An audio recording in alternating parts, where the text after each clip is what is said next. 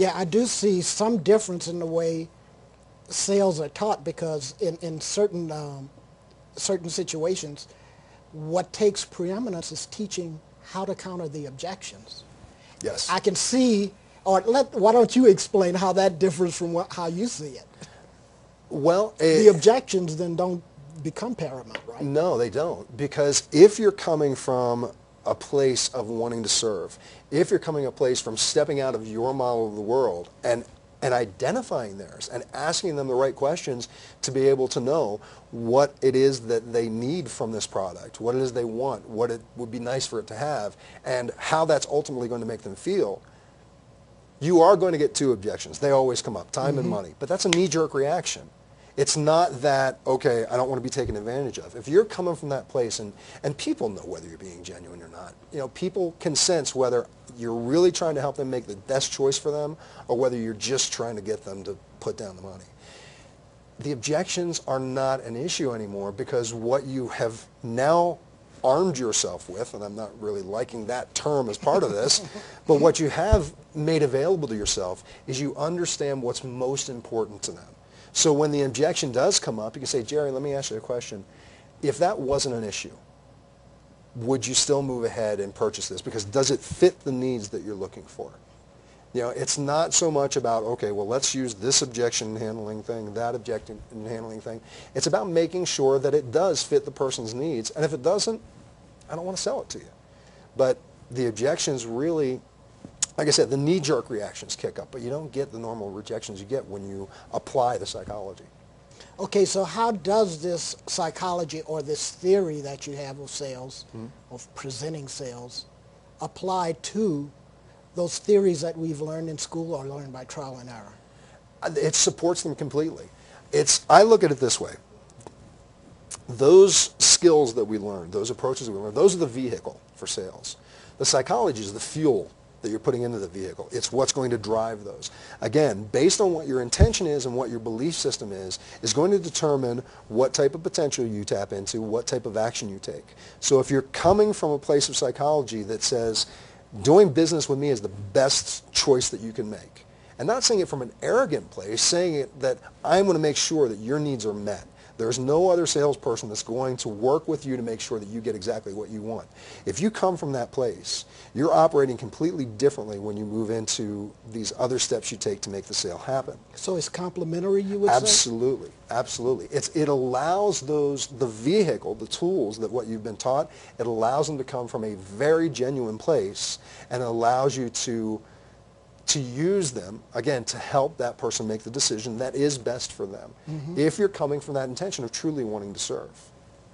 Yes, and I tell those executives that I coach this counterintuitive thing. I tell them, don't go in there to sell, go in there to help and you'll get more sales. Absolutely. Absolutely. There's no doubt about that. Okay, then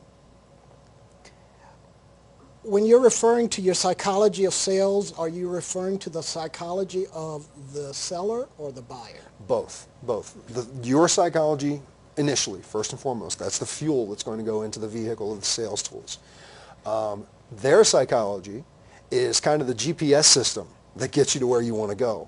By understanding their psychology, by understanding their needs, their wants, their nice-to-haves, should-haves, and by understanding that core buying emotion, it gives you the roadmap of how to help them make the decision that's going to best serve them. It's really the mixture of both, yours and theirs. Without going through a lengthy sales training dissertation, what are some of the distinctions that a salesperson needs to be aware of when they are dealing with the customer? Well, one of the biggest distinctions we've already mentioned is making sure that you step out of your model of the world. I can't tell you how many trainings I've gone into where the salespeople, if you listen to their pitch, if you listen to their approach, they're selling you on what they're most passionate about regarding that product. The client may not care at all what it is that you're passionate about. The model of the world is so important. Being able to come in like a child and just go, you know what, I'm throwing away all my preconceptions of what this is. I know what its features are. I know what its benefits are. But I'm not going to sell you on those. What I want to do is I want to find out, what do you need in this product? That's a distinction that you need to know. What specifically do you absolutely need to have in this product? And there is a hierarchy: needs, wants, and should haves. And you need to elicit those. You need to find out, what does this absolutely need to have? What do you want to have?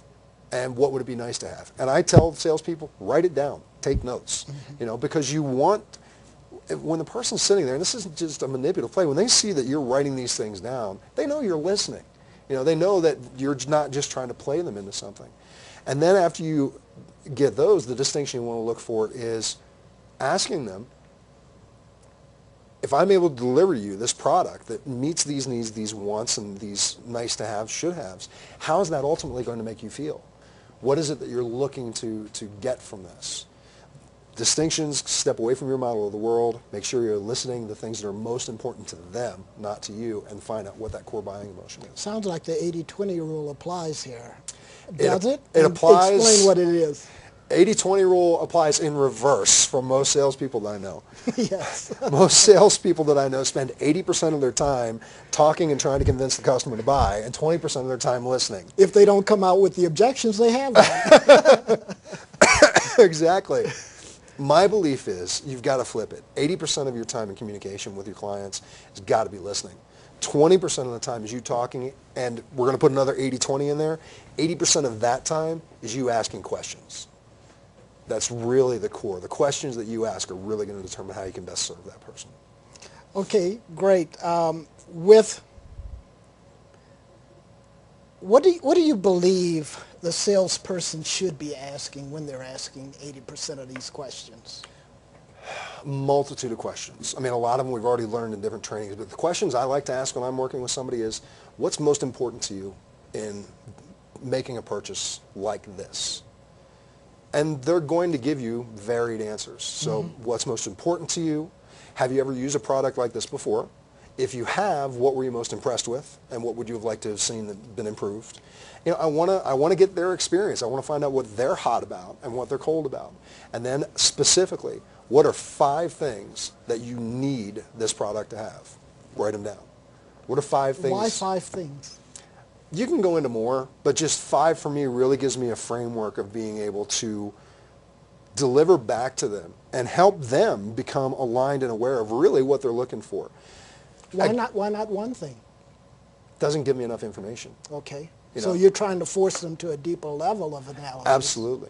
Because, as an example, I could have 2 clients sitting here, and I can ask them for the 5 needs, the 5 wants, the 5 should haves. And they can give me the exact same answers for what the needs, wants, and should haves would be. But when it comes to the core buying emotion, they have 2 completely different outcomes. If I'm only asking 1 or 2 questions, it doesn't help me help them understand what's most important. Because the challenge with part of this, the buyer's psychology is they buy for emotional reasons, but they don't realize it. They don't realize what emotion it is that they're trying to fulfill. Yes, I was getting ready to ask you, don't most people not realize what emotions cause them to do things? Exactly. Exactly. Which is why again, 5 is just the number that I've chosen in this, but by asking them these 5 different things, it internally gets them associated to, well, I need this, and I need this, and I need this. Okay, why? What is it that you need that for? If I can deliver this to you, how is that going to make you feel? And you learn that this buyer, it gives them a sense of certainty. It makes, because it has, this engine, these interior things, the towing system, speaking of a car, all those things, it gives them certainty that when their crew goes out to do a job, they're going to get there with the materials they need. This person, who wanted the exact same description of product, is a father of 5 who travels with the family, and he wants to make sure that their safety is the first thing. So the core buying emotion is going to be different for both. And a lot of times they don't realize it until you help them. It's all about serving them and helping them make the best decision.